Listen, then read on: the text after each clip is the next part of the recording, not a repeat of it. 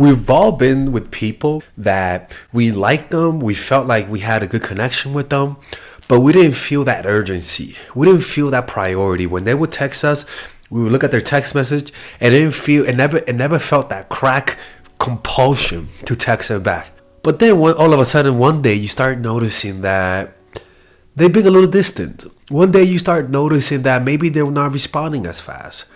One day you start noticing that they're not prioritizing you as much. You get that creeping feeling, that soft whisper in the middle of a noisy room. You start to hear it. And then all of a sudden, something in you wakes up like a brush with death. And all of a sudden now you want to prioritize them. All of a sudden in your mind, all of a sudden they look so much greater than they were before. Now you're chasing, now you're texting, now you're initiating more contact. Now you are prioritizing them when you didn't before. This is similar to a brush with death. Sometimes our complacency, our overexposure to the other person naturally causes a deadening of our appreciation for them. And these are moments that we've all experienced where we thought we didn't feel that much for this person, but then they do something and then all of a sudden there's a rush, there's a waterfall of emotion turning up within us that causes us to prioritize them above everything else, right? And that's what we're going to talk about, how to do that, right? Because a lot of you guys are sitting on treasure that you just haven't looked into. And the reason why is because you are doing things that causes you to not be prioritized. Here you go. So people are wasting time with you because you just don't give them a sense of urgency. Sometimes you have to wake them up with outside pressure. Appeal to their emotions, make them realize your value. Place yourself in an ungraspable position and they'll sense the urgency and prioritize you. You have to become ungraspable. Even though they're with you, you want to become ungraspable. You want to become like a perfect example of an ungraspable person is an independent voter, right? You have people who vote for one party their whole lives. These are the Melissas of the world. The people who only vote for one color, right? For one party. Then you have the, independents that they'll sway and they'll vote for multiple parties depending on who they get. And what do most politicians work to? They don't work to win over the people from their own party. You're really preaching to the choir, right? You're trying to win over the other party, the middle ground people, and you want to be that person, right? And there are ways that you could be this person while being fully and 100% committed to this person. Let's talk about how to do that, right? Because if you give them a situation, a relationship that is relaxed, a relationship where they feel no fear of losing you, no tension, what will happen is that they will let themselves go and they're gonna just stop prioritizing you. And one day they'll look at them and realize they're not the person you went out with. So how do you do this? Well, I'm gonna show you guys a very interesting way to do this. This is something that I discovered the other day. Not the other day, but I've kind of known about this. But for some reason, I never really realized how powerful it is. And that's spiritualizing the relationship. Sex and spirituality, unfortunately, go hand in hand, people.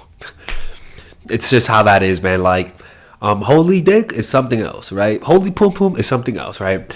But that's more culty. This one is more about spiritualizing it. Speaking of destiny, speaking of the universe, or even with Christians, letting them know how God brought you guys together. Spiritualizing it and giving it a sense that there's something outside of ourselves that is pushing us together will naturally let the person relaxed. They'll stop being self-conscious, right? Because the spiritual gets us out of our bodies. The spiritual gets us to stop thinking of ourselves and thinking of greater destiny. This causes a person to fall in love with you a lot faster than anything else. Honest to God. It's like if you date, for example, an example of that, imagine you date someone. Let's just give you an example. And you're convinced that you knew them in the past life, for example, right? Or you're convinced that God brought you guys together, right? If you actually love this person, the belief that an outside spiritual force brought you guys together will bind you deeper with this person than the thought that you guys met by pure chance. Motherfuckers, if you met by chance, say God brought you guys together. Okay, this is the evilest thing, people. Or even saying how the universe, right? Or even spiritualizing the physical, right? Not just having sex for the sake of it. You're having tantric sex, right? Not just cuddling for the sake of it, right? You spiritualize every point of the relationship.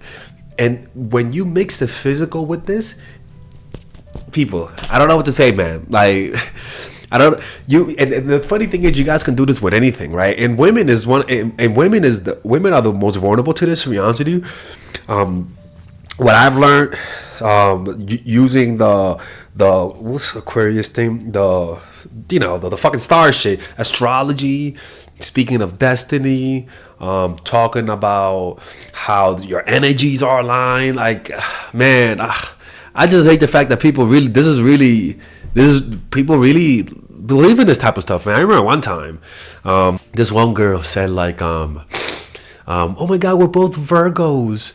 We're meant to be together. We're a perfect match. And I'm not gonna lie, the day before I did shrooms and I had it, and I felt like the universe was gonna bring me someone, right? I'm looking at this girl, I'm like, okay, I felt that too.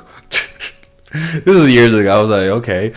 And when I broke up with her, because she gave me the psycho eyes, I remember her just saying, but what about the universe? I believe it's so true. This girl it took her months. Honestly, she was the longest person that took her the longest to get over me. I'm not a hard get over people, by the way. It's not hard to get over Father Alex, trust me. If you know me, you were like, okay, it's not that hard. But just because you thought it was this like universal linking up, God forbid if we had the same birthdays. I mean, that would have been it, you know. So find ways to bring the spiritual into this, you know, like just find ways to do it, or even make sense on spiritual rituals with the person. Go to yoga together, make the habit of meditating together, make the habit of having spiritual trips where you guys go to a certain destiny because that's where you guys met, or go to the restaurant where you guys met because I feel the connection is harder there, is more strong there. People, this works, dude. Even if you're a dude, if somebody does this on you, this works. Let me see. I'm trying to think of one that was similar that actually happened. Oh yeah, with this one girl where I really felt a spiritual connection. People, it wasn't even a lie. Like I was like, yeah, I feel a spiritual connection with you, you know. And I remember I fell for her. I really did, and she fell for me. Like, and we both really believed we had a similar spiritual energy. You know, she believed that I had something I had to offer, and also she had something that she had to offer, right? And because it was more spiritual, it elevated the relationship. It really did. Like I mean, I'm gonna talk about this in the Robert Greene book club, because it talks about this too. But it's really, I want to warn you, be careful with this. This could get really manipulative, to be honest with you. All right, so the next one is do not fully commit. Do not fully commit, right? And that means never let them know that you are at 100% loving them, right? It doesn't have to be in the beginning, at least. This is why I recommend having friends of the opposite sex. Like me, I have female friends, right? And I have female friends where I will never have sex with them ever, right? And even though I find them attractive, I have those types of relationships. But the reason why you want to go the friend route, first of all, if you're a guy watching this, right, trying to get the pum pum quickly is so obvious. And I learned in life that always take the path of least expectation, because it comes with the least resistance. It's always best to start off as friends. Always best to start off as friends. And the reason why that is because there's a certain tension. There's a certain sexual tension behind every male to female friendship. Behind any friendship that you guys are attracted to each other, there's always tension. And you want to be able, if you control your emotion, you're gonna be able to tell when somebody likes you, because their intensity goes up over time. The way they look at you changes. They'll want to see you more often. They'll want to see you more alone. They're gonna be more physical. These are things that happens if you just stay friends with someone and you don't fully commit to them. And this is why I believe that the friend route to seduce someone is more, it's more cynical, and it hurts the most, and it's the most pleasurable, right? Now, for I tell this, if for me, I always believe that if you're a guy, for this to work, one, you have to be attractive. Two, you have to offer something, right? And you have to have a masculine frame. If I try to friend zone someone who's a girl, and I'm a sort of a goofball, and I'm never serious, this is not gonna work. It has to be a it's almost like you're acting like you're flirting with them, but you're not at the same time, right? And what happens is that the person is never really gonna know what to date or not. It's gonna be really murky and confusing. Even when you ask them, let's go get dinner together, they're gonna say, is this a real dinner or is this a friendly dinner? And when you're on the date with them, you give them looks here and there where it looks suggestive, and then another time you give them a look that looks friendly. You send mixed signals. You touch them in the arm, which feels intimate, and then you give them complete physical distance, and you go on the opposite direction. These things confuse people, and I've done this by mistake because I have female friends, and I tend to give them creepy looks sometimes. They'll tell me, not in a bad way, but but sometimes those looks look like I'm flirting. In reality, I'm not. But that's all in their heads because they don't understand what's going on. And the uncertainty, the lack of commitment for you, where you're really friendly, you're consistent, but at the same time, they don't know whether or not you're romantically interested in them. This will create the tension where they're going to be on the aggressive and start to prioritize you. Other ways that you could do this is to just make sure you never give somebody the impression that you're never going to leave. And the reason why I say this is because a lot of you motherfuckers out there go out of your way to let people know that you're never going to leave. So don't do that shit and tell people you watch my channel. The next one, mix harshness with kindness. This is where, I always tell you guys, out of all the people that I've worked with, the one that applied this the most is the one that I respected the most, and that's my ex-boss, Georgina, right? This lady, I'm even gonna call her bitch, because she might come out of nowhere, but this lady gave me Judge Judy vibe, right? This was her personality. She was a type of woman that that she was a strict mom. You get what I'm saying? Like, she was just like, Alexis, did you do it right? And when you pissed her off, she would like,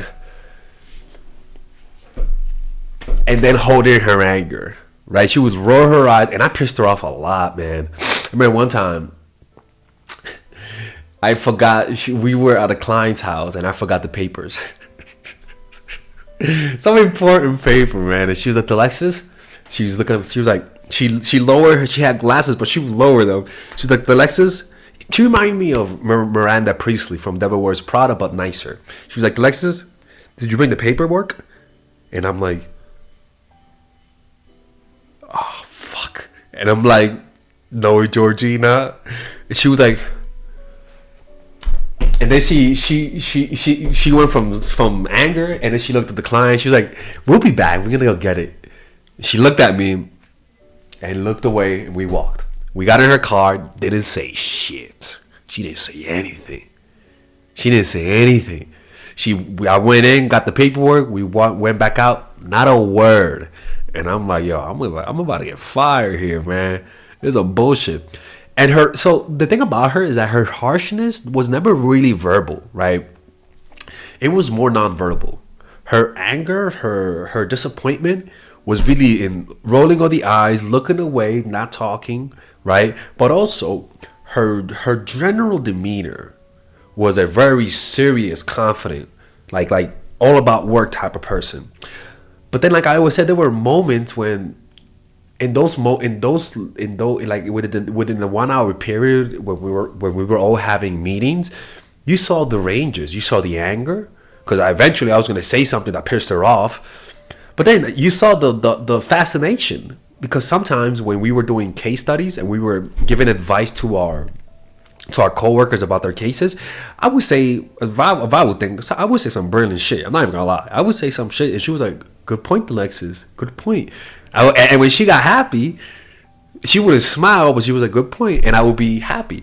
But then sometimes somebody would make a joke, and you would see her rare smile. She would smile like 3 or 4 times a shift, right? But when you saw that smile, it was like there's such a drought because of her serious demeanor, that the few times you saw her smile, it's like having a sip of water when you haven't had water in 10 days, right?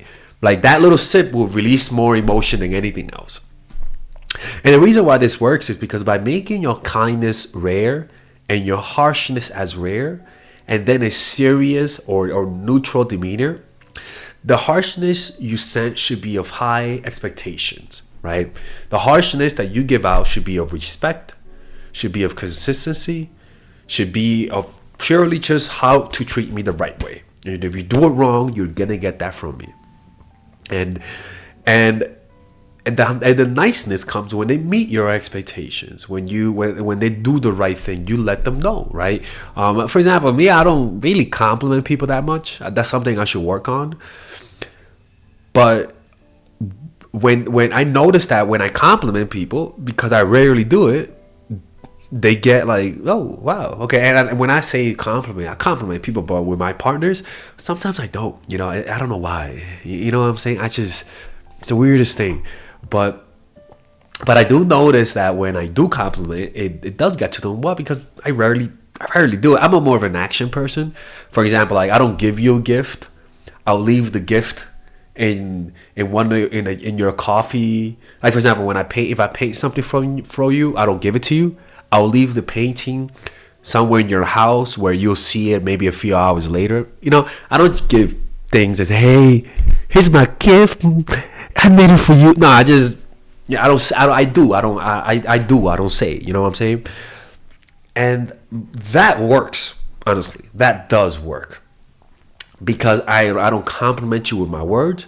I don't tell you how much I like you, but I do it with my action, and I believe that's so much better. That because it's your acts of kindness also is wrapped around a veil of mystery. You don't say things. People want to hear things, but people react more to your actions, but they still have the itch of hearing it from you.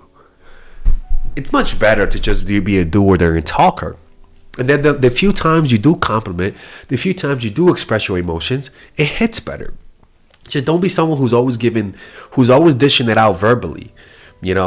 Like learn to compliment people without words, right? Learn to compliment people with a look.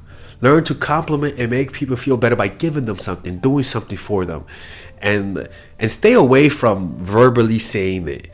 You say it, but not as often. It'll have a more deeper effect, and these things will make people prioritize you more, because the mixedness of the harshness and the kindness engages people's emotion. The spiritualization engages people's emotions, because we're all primed to be influenced by the spiritual, and the non-committal aspect also engages their emotions, because it threatens their perceived self-esteem. Why don't you commit to me? You get what I'm saying? Especially if they know you had a history of committing to people faster than you are committing to them. Yeah, I know. It's evil shit, man. Anyways, if you guys want to work with Father Alex 101, click in the description down below to work with me. And I'll see you guys in the next video, man. Don't go to hell, man. If you do this, don't tell people you did it for. All right, ladies and gentlemen. If you guys ever want to learn how to use your feminine energy to influence people, learn how to use your masculine energy to become more assertive, and also learn how to blend both energies to improve your dating life, your spiritual life, honestly, your relationship life, your family life, your career life. This is the course for you. If I had to make a course for my nieces, I have two nieces. One is 8, 19, and one is 14, 15.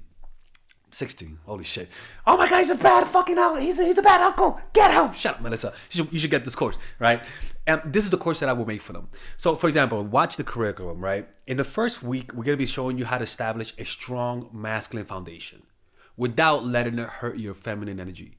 This masculine foundation is a source of who you are, right? It's your bodyguard. Without this, whatever feminine energy you create will be destroyed by the outside, because your masculine is your shield. So we'll talk about goal setting. We'll talk about how to develop a serious attitude. We're gonna be talking about how to use more logic, how to use more goal-oriented behavior. It's more how to be a man. Now the next one is how to embrace the feminine energy, right?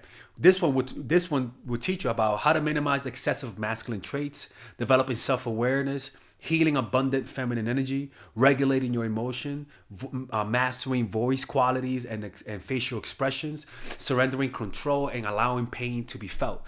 This is honestly, this will supercharge, like Kaioken, your masculine energy. After that, we have femininity in the workplace, and how to be feminine in the workplace without letting people take advantage of you, and the nuances of how women on power should behave versus women who are subordinates in the workplace, and even the dress code. This is based on psychology, people. It's kind of insane. I'm actually excited about this one. The next week, we talk about navigating the labyrinth of male and female friendship, and this a lot of women find confusing, so we talk about that. And how to identify envious friends, how to identify the good friends, how to keep male friends, and how to keep female friends. Week 5, we talk about how to release the burden of the past and stop and destroy mental projections. This is actually really powerful. And then week 6, we talk about how to increase your observational power so that you can read people better.